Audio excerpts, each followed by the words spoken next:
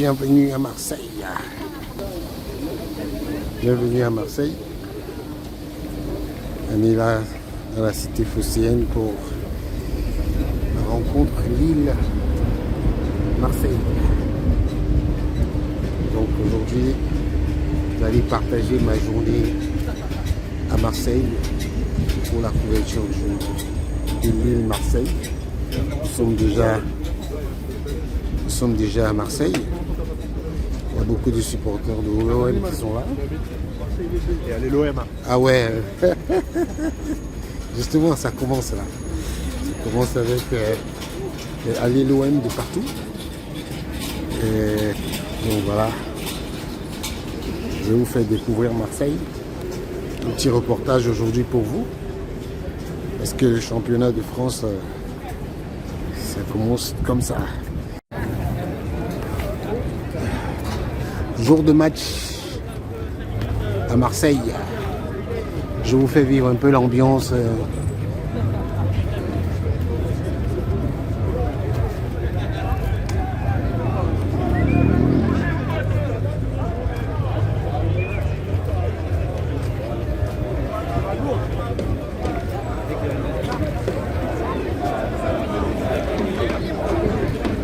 Marseille.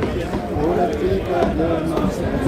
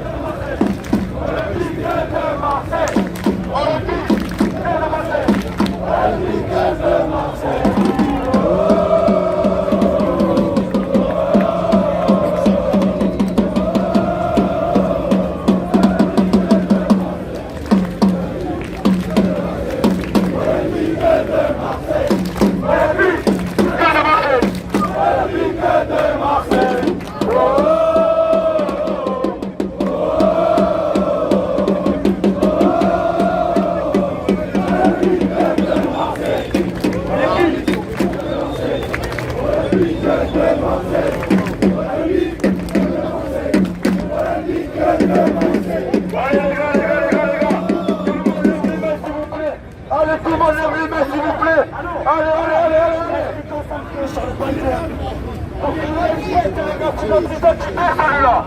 Allez les gars, tout le monde lève les mains, levez les mains.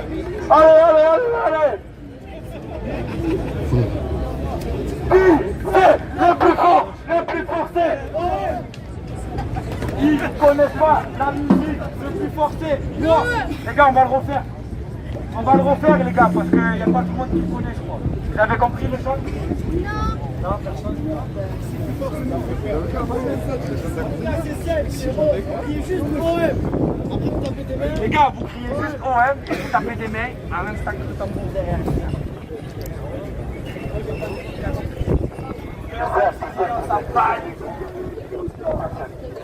Suivez-moi et le tambour. Qui c'est le plus fort, c'est l'OM.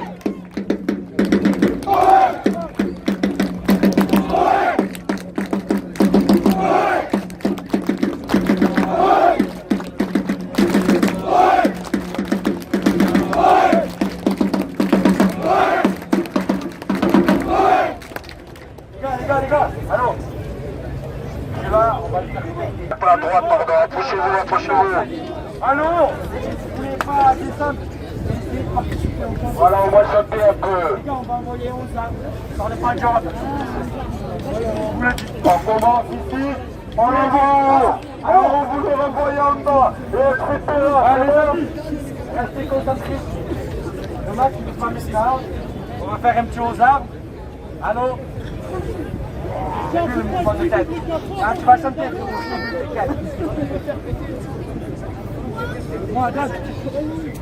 ah, ne fais pas péter maintenant. Les gars, tout le monde lève un point.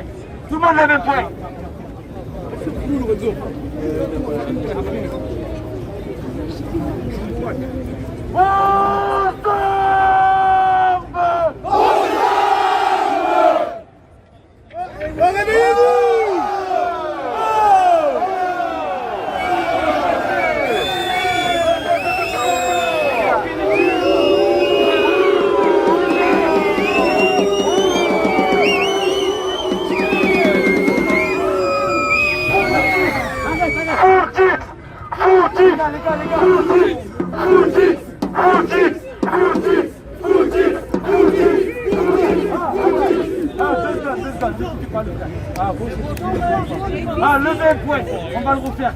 Ah, allons. Les gars, restez concentrés, on va faire timide. Pareil. Ah, les gars, chantez la petite manière.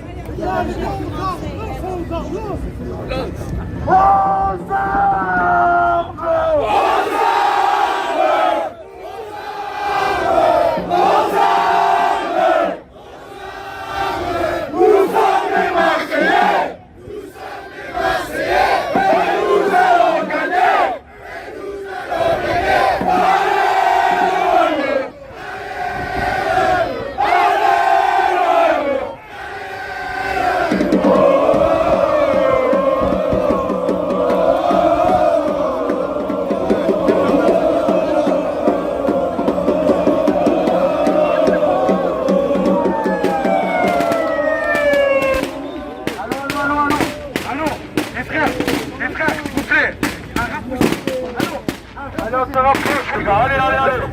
Allez, là, on se rapproche. C'est pas sorti quand même. Nous sommes les Marseillais. Vous êtes des enculés. Vous êtes des enculés. Nous n'aurons pas de pitié. Nous allons vous tuer.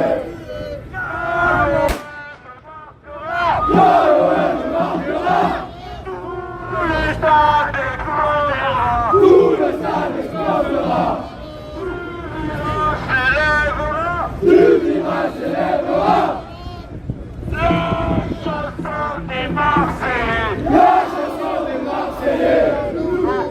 L'armée des Marseillais. Le courant nous a arrêtés. Et tout le CDPD. Et pardon des enculés. Attends, pour la victoire, il faut chanter. Ouais, je ne sais pas. Les Marseillais. Ils sont demandés par Marseillais. Chantez. Ils sont demandés par Marseillais. Ils sont demandés par Marseillais. Ils sont demandés par Marseillais. Ils sont demandés par Marseillais. Ils sont demandés par Marseillais. C'est pas facile. Mais pour arriver au centre, c'est pas une fin de la journée. Il faut viser la transversale, c'est un challenge. C'est magnifique. Tu es absolument, j'allais dire, vêtu magnifiquement. Comment tu vas? On a donné, tu vas tracer la tribune. Tu le sais, c'est là, je pense qu'on peut faire quelque chose. Ah oui. Je pense que c'est bon.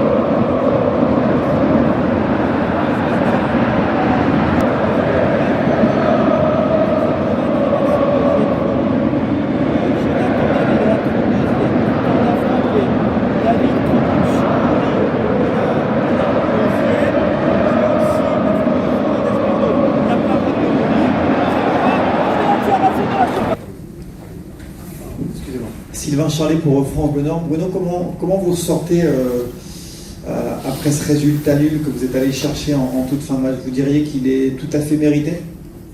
C'est un sentiment mitigé à la fin de ce match, satisfait d'être revenu au score et malgré tout un peu frustré, parce que je pense qu'il y a moyen de faire mieux et qu'on méritait mieux.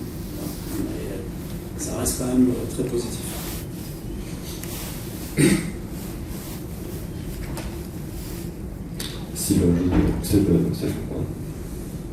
Bonsoir Bruno, Stéphane Carpentier dans La Voix du Nord. Quelle était la consigne donnée aux joueurs? On a vu que le pressing que vous avez mis en place dès le début de match a bien fonctionné. Et à la mi-temps, qu'est-ce que vous leur avez dit par rapport au nombre d'échecs qu'il y a eu face au but?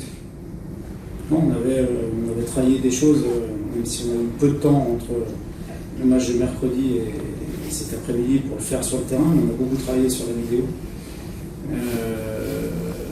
J'ai la chance d'avoir des joueurs qui sont réceptifs, bons joueurs et avec un état d'esprit extraordinaire. À la mi-temps, j'ai simplement demandé de continuer à faire ce qu'on avait bien fait, très très bien fait, sauf une fois sur le but, et que l'efficacité allait venir, qu'on allait se créer d'autres occasions et qu'il fallait insister, recommencer jusqu'à ce qu'on réussisse. C'est ce qu'on a fait tardivement sur un coup de pied arrêté. On aurait pu le faire dans le jeu, on l'a fait sur coup de pied arrêté. Mais je pense que sur le match, c'est amplement mérité. Juste avant. Bonjour Monsieur Genesio. Bonjour. Charles, Africa Foot. Comment avez-vous trouvé la prestation de Bafodé Diakité et est-ce que vous ne pensez pas que l'arbitre vous a beaucoup favorisé dans cette rencontre? Favorisé. Je pense qu'on n'a pas vu le même match, vous et moi. Je ne sais pas. Si, pour répondre à cette question. Vous l'avez vu le match? Ben oui. Vous l'avez vu où, à la télé ou... J'étais au stade. Au stade, vous l'avez vu? Oui, oui. Ah bon. Oui. Okay. Parce qu'il y a penalty, deux fois. Vous ne deviez pas être dans la bonne tribune. Ah ouais. Je pense. Et pour Bafodé. Je vais répondre à votre question sur Bafodé parce que je suis poli. Il avait un client en face. Opé, c'est un drôle de joueur. C'est quelqu'un qui est un joueur qui se déplace énormément, qui joue beaucoup avec son corps. Il y a eu des duels très forts et s'en est bien sorti, même si parfois ça a été difficile. Et puis il est venu nous apporter ce point qui est un point important sur un de ses points forts, le jeu aérien sur coup de pied arrêté. Nathan à gauche pour l'équipe. Bonsoir Bruno. Bonsoir. Ce point arraché permet au LOSC de poursuivre sa série d'invincibilité. Qu'est-ce qu'elle dit de votre équipe, la prestation de ce soir et cette série? Merci. Déjà, arraché, c'est pas le terme que j'emploierais. Parce qu'arraché, pour moi, c'est contre le cours du jeu. Et ce soir, c'est pas contre le cours du jeu, c'est amplement mérité. Elle dit, premièrement, qu'on a des bons joueurs, parce que c'est quand même ce qui est le plus important quand vous voulez jouer au football. Deuxièmement, qu'il y a un état d'esprit qui règne dans cette équipe qui me plaît énormément. Ceux qui jouent pas, ceux qui jouent moins, ceux qui rentrent, ceux qui ne sont pas titulaires le mercredi, qui le sont le samedi. Et on insiste beaucoup là-dessus parce qu'on parle beaucoup de tactique, de technique, de physique, mais je crois aussi beaucoup à ce que dégage un groupe et à la relation qui se crée dans un groupe entre les joueurs et le staff, entre le staff, les joueurs, les dirigeants, les supporters et tout le monde. Et je trouve qu'il y a vraiment, on ressent une force qui est difficile à décrire et à définir, mais en tout cas c'est ce que je ressens dans ce groupe et c'est vraiment ce qui me fait beaucoup plaisir. Raphaël, justement, continue. Bonsoir Bruno. Bonsoir. Avec ce match nul, vous terminez l'année civile en Ligue 1. Si on regarde un peu le classement, vous êtes actuellement 4e, provisoirement en fonction des résultats entre Paris Saint-Germain et Lyon. Vous avez perdu contre Paris, vous avez fait match nul Monaco, Lyon et Marseille. Est-ce que vous estimez que le LOSC, en étant 4e, est à sa place? C'est difficile de répondre à cette question parce qu'on pourrait l'avoir fait mieux encore. Je pense qu'il y a des matchs, je pense qu'on a perdu des points. Je ne parle pas du match de Saint-Etienne parce qu'on ne méritait pas forcément de faire mieux, mais si on revient sur Nice et Montpellier, on pourrait avoir 4 points supplémentaires et être encore mieux classé que ce qu'on est ce soir. Ceci dit, on a joué le 25e match ce soir, c'était 10 de plus que notre adversaire. On est 4e, on reste sur une série d'invincibilité de 16 matchs. On est qualifié au minimum pour les 16e de finale de la Champions League. Maintenant, il nous reste un dernier match avant cette fin d'année, à Rouen. Match difficile, texte difficile, entraîneur expérimenté dans cette compétition. Donc je vais être très très vigilant cette semaine à ce que mon groupe continue sur la même dynamique. Sylvain au fond, France du Nord. Bruno, sur la stratégie, bon je ne suis pas coach, mais j'ai eu l'impression que pour une fois vous étiez allé chercher très très haut votre adversaire. Vous avez déjà pressé dans un passé récent, mais là vous les empêchez très très haut depuis leur surface de relancer, et surtout aussi j'ai l'impression de les relances dans l'axe, le jeu dans l'axe, les obliger à aller sur les côtés. Est-ce que vous pouvez développer la stratégie? Peut-être que je suis un bon élève, vous me direz. Oui, on observe les adversaires, j'ai des gens qui travaillent là-dessus, on travaille là-dessus aussi. Et on avait fait ce choix de mettre beaucoup de densité dans l'axe. On savait que c'était une équipe qui insistait beaucoup sur les sorties de balles axiales. Et on avait choisi de mettre la densité dans ce domaine-là, quitte à abandonner un petit peu les côtés. Ça nous a plutôt réussi, on a récupéré 2-3 ballons où on aurait dû conclure. Je pense que ça les a fait douter aussi, ils ont eu énormément de mal, à part sur le but, qu'on encaisse à sortir. Et après, ce qui a été intéressant, parce qu'on n'a pas fait que ça, c'est l'utilisation du ballon qui m'a beaucoup plu dans l'animation ce soir. RMC à gauche. Oui, Bruno, Florent Germain de RMC. Je vous relance sur l'arbitrage avec une question plus globale. Qu'est-ce que vous avez pensé de l'arbitrage et de Monsieur Delageau, sachant que je vous ai vu très énervé après le 1-1, il y a une possibilité de supériorité numérique pour vous. Il revient à la faute, donc ne donne pas l'avantage. On vous a vu très agacé. Voilà. Qu'est-ce que vous avez pensé globalement de l'arbitre Monsieur Delageau ainsi? Globalement satisfaisant. J'ai 2 actions qui m'ont un petit peu énervé, mais voilà, je pense que ça ne sert pas à grand chose. Je pense qu'il peut aussi faire un penalty sur Haraldson en première mi-temps. Je pense. Et effectivement, le hors-jeu sur lequel il revient alors qu'on a une situation de 2 contre 1. Alors je ne dis pas qu'on aurait marqué sur cette action, mais je pense que dans l'esprit du jeu, c'était bien de laisser jouer. Voilà. Mais... Comment? Si, j'ai revu l'action. Mais c'est un duel, c'est tout. Des blocs comme ça, il y en a tous les matchs. Vous pouvez regarder, vous pouvez observer tous les matchs, il y en a tous les matchs. Une dernière question avec Raphaël à gauche. Ça sera bon. Vous avez fait le choix de titulariser Don Zegrova, malgré ses douleurs au pubis. Il est sorti très tôt à la mi-temps. Est-ce qu'il n'arrivait plus à tenir la douleur? Non, je pense Edon a fait l'effort, beaucoup d'efforts pour jouer.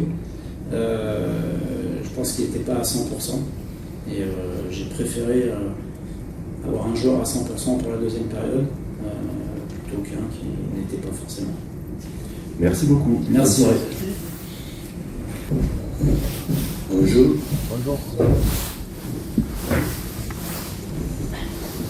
Bonsoir, est-ce qu'on nous entend pour la traduction? Oui. Buonasera, mister. Buonasera. Moment. Ici. Bruno, vas-y, commence. Oui, le coach, bonsoir. Bonsoir.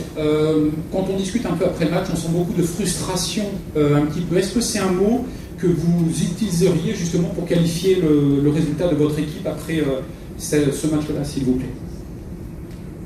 No, abbiamo fatto secondo me una grande partita contro una grande squadra che forse ha più consapevolezza dei propri mezzi perché è da più tempo che giocano assieme, hanno fatto più cose assieme, però sono contento della partita che abbiamo fatto. Secondo me abbiamo giocato ancora meglio rispetto alla partita col Monaco in casa. Dal mio punto di vista meritavamo di vincere perché le occasioni loro nel primo tempo vengono da errori nostri, le occasioni nostre nel secondo tempo vengono dalla qualità nostra, sia di gioco sia dei singoli, e soprattutto perché abbiamo preso gol a 3 minuti dalla fine su un calcio piazzato, quindi credo che se c'era una squadra che avrebbe in una partita molto equilibrata avrebbe dovuto vincere, questa è Marsiglia. Alors je pense qu'on a fait un gros match contre une grande équipe, donc non, c'est pas la frustration qui prévaut selon moi. Je pense que c'est une équipe, l'équipe de Lille, qui a plus conscience de ses propres moyens, parce qu'ils jouent depuis plus longtemps ensemble, ils ont fait plus de choses ensemble. Mais je pense que nous, on a même mieux joué que contre Monaco à domicile. On aurait pu mériter de l'emporter parce que pendant la première mi-temps, les occasions qui se sont créées partent de nos erreurs, alors que les occasions que nous, on a générées en deuxième mi-temps venaient de nos qualités, tant du point de vue du jeu que des qualités individuelles. Et le fait est qu'on a pris un but, on a encaissé un but à 30 minutes de la fin sur coup de pied arrêté. Donc je pense qu'au final, même si c'était un match très équilibré, si une équipe aurait dû l'emporter, je pense que ça aurait dû être l'OM. Flo. Oui, coach, il y avait beaucoup de tensions en fin de match. Je voulais savoir si vous aviez revu les actions sur Højbjerg, sur Jonathan Rowe également. Est-ce que également vous réclamiez un deuxième jaune pour Diakité? Enfin, est-ce que vous pouvez nous expliquer ce qui a généré cette frustration et cette colère peut-être envers l'arbitrage? Merci. Non lo so, secondo me oggi l'arbitro non ha fatto una buona gara, dal mio punto di vista non ha mai avuto in mano la partita e ci sono degli episodi chiave, secondo me non giusti. Sul gol, al di là del Diakité che poteva prendere il secondo giallo, perché era sistematico il fallo. Adesso vi dico una cosa, nel secondo tempo e nella seconda parte del primo tempo il Lille ha alzato la pressione e veniva a prenderci uomo a uomo e quindi il gioco nostro consisteva nell'appoggiarci su Meupé e sistematicamente Meupé aveva le mani addosso dell'avversario non in maniera corretta e quindi poteva essere espulso per doppia munizione prima. Sul gol di Diakité c'è stato un blocco evidente, clamoroso su Balerdi, blocco e i blocchi non sono ammessi nei calci piazzati. Io credo che ci fosse rigore anche su Rowe. Mi dispiace perché Marsiglia-Lille meriterebbe una direzione di gara migliore. Io non sono abituato a parlare degli arbitri, mi sentirete pochissimo parlare degli arbitri, però non mi è piaciuto oggi e non mi sono piaciuti anche altre volte. Non c'è problema perché come ha sbagliato secondo me l'arbitro, sbagliano tutti, io per primo, io sbaglio più di tutti, però se lei mi fa la domanda io rispondo a quello che ho visto. Ho visto un fallo clamoroso su Luis Enrique, una spinta nel secondo tempo, l'ho vista io dalla panchina, non mi capacito come non sia stata vista dal campo, tanti episodi che non mi sono piaciuti. Alors, je ne sais pas, mais honnêtement, en ce qui me concerne, ce soir l'arbitre, selon moi, n'a pas fait un bon match. Je pense qu'il n'a jamais été en contrôle, je pense qu'il n'a jamais vraiment contrôlé le match. Il y a des épisodes clés qui n'étaient pas justes ce soir. En dehors du fait que ce soit Diakité ou pas qui est comme d'un deuxième jaune, je pense que le problème c'était vraiment qu'il y avait des fautes systématiques dans la deuxième partie de la première mi-temps, dans la deuxième mi-temps. Ils ont commencé à nous presser un peu plus en un contre un et généralement c'était toujours sur Moupé. Moupé était toujours agressé, qu'il y avait toujours un adversaire sur lui et de manière incorrecte, donc je pense que oui, il aurait pu être expulsé plus tôt dans le match. Après sur leur but, il y a un bloc évident qui est fait sur Balerdi. Normalement ce genre de blocage ne sont pas admis sur les coups de pied arrêtés. Et après je pense qu'aussi c'était un pénalty qui aurait dû être sifflé sur la faute sur Rowe. Donc honnêtement je suis désolée, mais je pense que cet OM Lille aurait mérité une meilleure conduction, un meilleur arbitrage. Après moi j'aime pas parler des arbitres, je veux pas le faire de manière récurrente, mais aujourd'hui comme d'autres fois je pense qu'il y a eu quelques problèmes. Après voilà, c'est normal, tout le monde fait des erreurs, les arbitres en font comme nous tous, moi le premier. Mais si vous me posez la question, je vous réponds honnêtement, je pense qu'il y a eu une faute aussi évidente en deuxième mi-temps sur Luis Enrique que moi j'ai vu depuis le bord du terrain. Donc je ne comprends pas comment après sur le terrain à côté certaines fautes n'ont pas été sifflées. Michel. Bonsoir Roberto. Bonsoir. C'est toujours facile après match de dire il aurait dû, il aurait pu, quand les circonstances du match font qu'à l'arrivée il y a 1-1.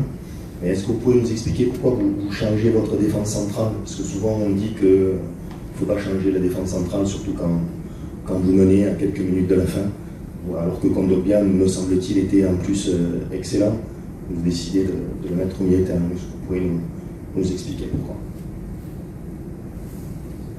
C'ha ragione, anche a me non piace cambiare la difesa quando sta andando bene, ma ho visto Rongier un po' affaticato, mi serviva uno delle caratteristiche di Kondogbia e in panchina avevamo Harit che non ha quelle caratteristiche, Koné non ha quelle caratteristiche e Nadir non ha quelle caratteristiche, mentre in panchina avevamo Brassier e Cornelius che potevano giocare in quel ruolo. Rido perché quando mettevo Kondogbia in difesa voi mi dicevate che non poteva giocare in difesa come difensore, adesso quando lo riporto a centrocampo mi dite che doveva giocare in difesa, quindi mi fa piacere, è una domanda anche giusta che me la sono fatta in panchina anch'io. Alors oui, c'est vrai, moi non plus, j'aime pas changer la défense, mais je voyais que Rongier était un peu fatigué et il fallait un joueur qui ait les mêmes caractéristiques plus ou moins que Kondogbia, mais sur le banc j'avais Koné, Harit, Nadir qui n'ont pas ce genre de caractéristiques. Ceux qui étaient plus semblables à lui c'était Brassier ou Cornelius. Après ça me fait sourire parce que Kondogbia